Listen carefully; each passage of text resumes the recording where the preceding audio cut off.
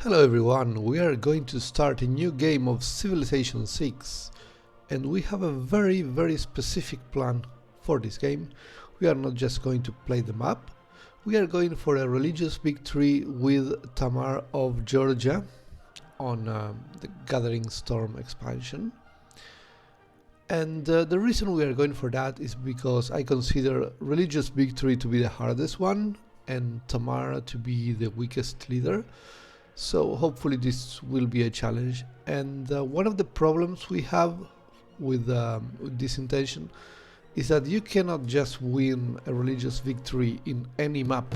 You need a specific type of start, and the main thing is that you need to start semi-isolated. You cannot be having an early war because the religious start is slower. You will be focusing on getting a religion before they are all gone, and Tamar doesn't have any bonuses for that. Almost no leader does, except Saladin, of course. So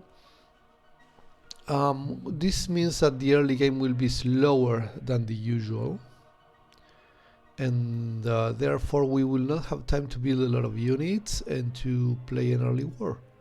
So we cannot have an early rush. In order to get semi-isolated, I will have a fractal map. The reason for that is that I want to play a small map so that the game is not too long, but also we don't want an early rush. If you play Pangea, which would be the fastest option, on a small map, very frequently you get an early rush. The AI spawns close to you, then they attack you, and that's it. So we want to get semi-isolated, and hopefully the fractal map will be the best option to get this semi-isolation that we are going for. Alternatively, a good option would be playing archipelago map with Indonesia. I cannot find the Indonesian leader right now. Where is she? Okay, here she is, Itarja. I forgot her name for a second. But she has good bonuses to faith, and especially in archipelago maps she's pretty good.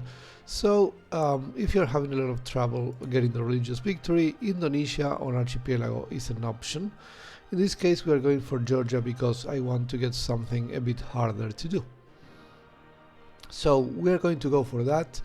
We will start the game with this, and I'm going to make this introduction a separate video.